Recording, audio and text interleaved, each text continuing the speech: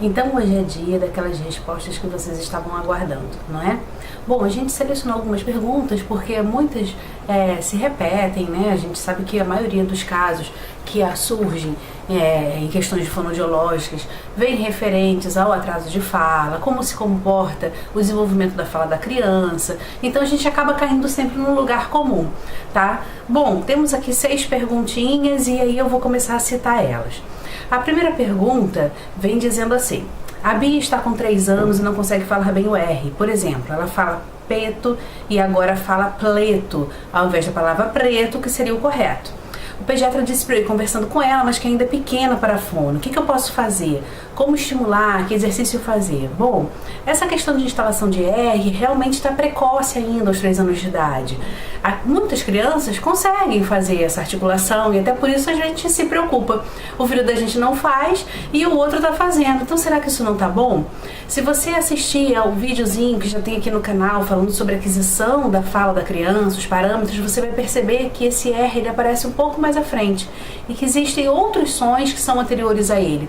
Esses sons sim podem ser estimulados e vão ajudar nessa questão da instalação do R vibrante, que a gente chama, que é esse R aí que você está se preocupando.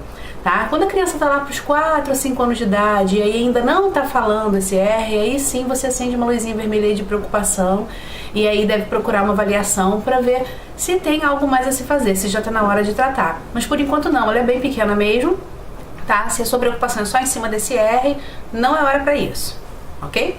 Vamos para a segunda questão. Bom, aí vem a Natália, mãe da Giovana de 2 anos e meio.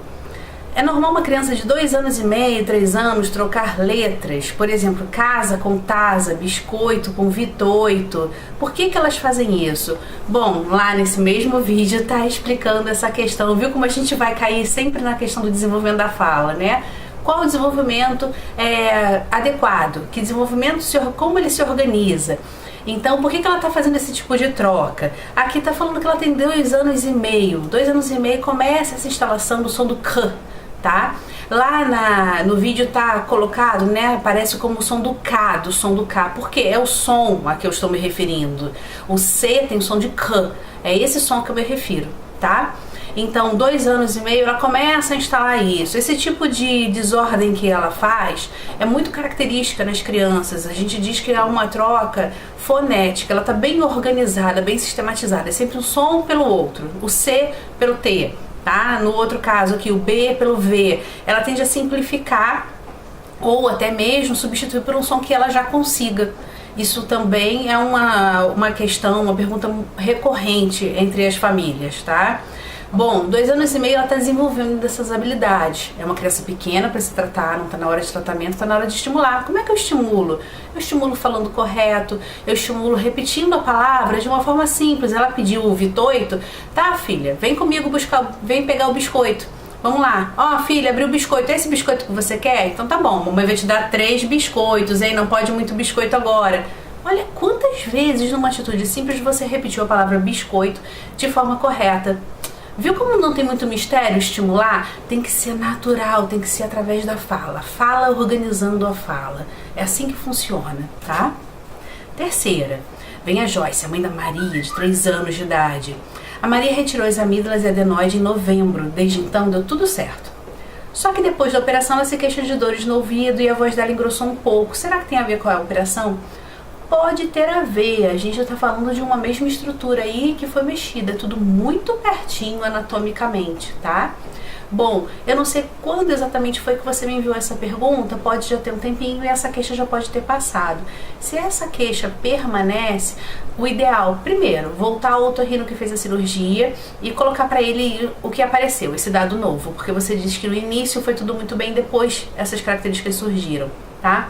E até mesmo avaliar se foi uma questão de uma postura vocal que ela teve depois, porque fica com medo de doer, né, de se incomodar, porque é desconfortável, não é uma coisa natural. A gente diz que é uma cirurgia simples, mas dói, gente, é cirurgia, não tem jeito. Então a criança pode desenvolver um padrão atípico de fala porque ela está com medo de sentir dor, não necessariamente até está sentindo. Mas daí, se essa queixa persiste, volta lá no otorrino que fez a cirurgia, conversa com ele e pode ser que ele te oriente a uma fonoterapia ou não, tá? Mas o ideal é voltar a ele para questionar isso. Bom, Joana, mãe da... desculpe. Sim, Joana, mãe da Maria, de 3 anos de idade. A Maria tem uma questão na fala, mais própria em conversação. Não uma dificuldade para falar, ela até se comunica bem. Ela conta, faz uma contagem já alta, até 60, né? Mas ela não é de conversar, ela tem dificuldade de estabelecer diálogo, né? Ela não é de responder muito às pessoas. E aí ela fica preocupada, a mãe está preocupada se ela deve procurar uma psicóloga, fono, psicopedagogo, como é que se faz com isso? Bom, tá muito aberta essa questão para mim, tá? A forma como eu recebi. O que acontece? Uma criança que ela tem uma fala estruturada, então assim, ela não apresenta trocas, ela tá falando de uma forma adequada, mas essa fala não tá natural, tá meio mecanizada, ou ela utiliza de fala do outro. Por exemplo, ela fez uma coisa que ela sabe que não tá certo, e aí Joana, né? Não, Maria, que é o nome da criança, desculpe. Maria fez besteira, Maria não tá certo, Maria vai pro castigo. Não é legal, não é um comportamento adequado, tá? Se é esse tipo de observação que você tá fazendo, então tem uma fala estruturada, o que ela fala tá correto articulatoriamente, mas não tá uma fala natural. Eu te oriento a procurar um fonoaudiólogo, tá? Primeiro passo, para investigar o quão natural está essa fala ou não. E daí cabe outras orientações e avaliações que podem ter relação com outros profissionais.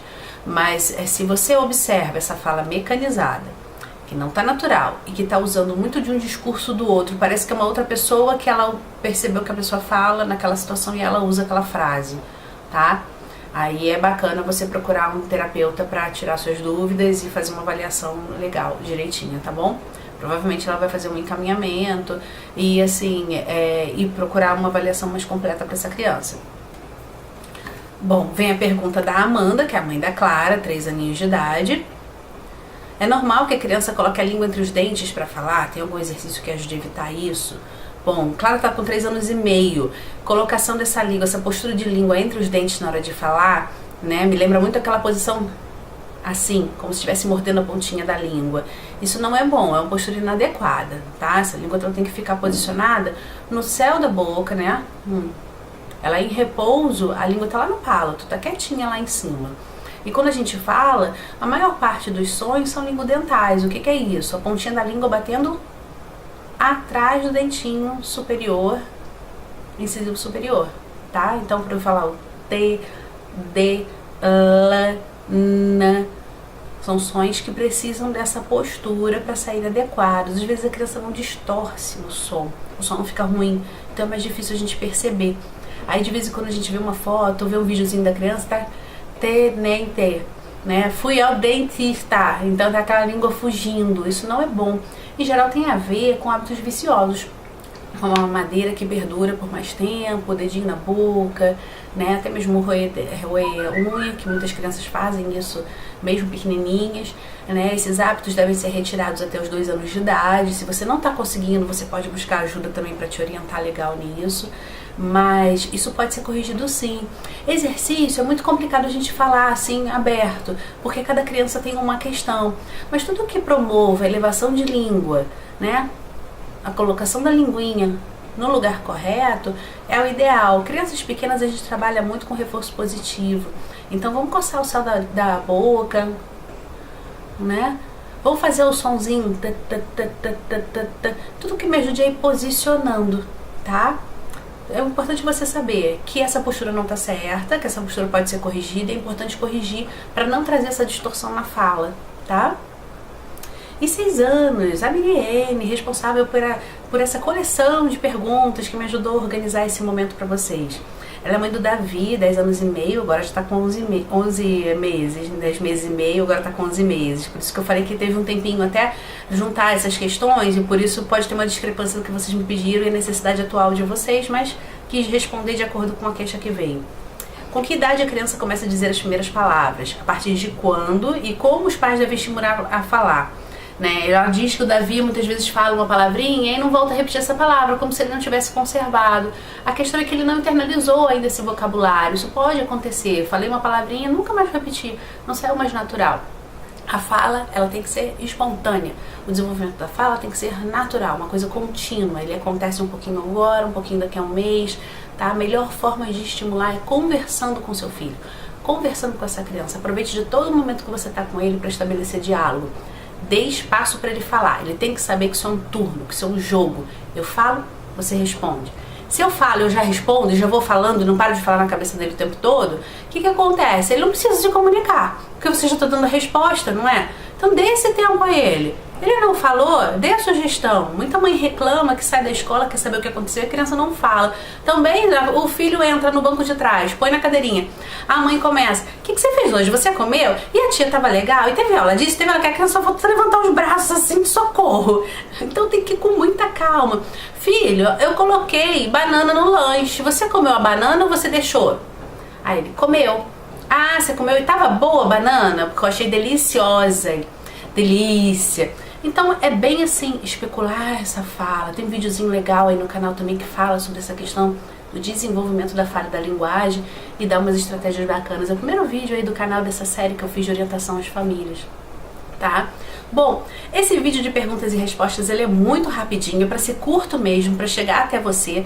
Espero que tenha ajudado. Desculpa um pouquinho da demora. Eu tive uma questão de viagem a trabalho, isso acabou atrapalhando. Na semana do carnaval a gente teve um feriado aqui prolongado no Rio, né? Então interrompeu o ciclo de toda terça-feira ter um videozinho novo para vocês. E terça passada eu estava viajando ao trabalho. Por isso agora, nessa terça, estou respondendo a todo mundo.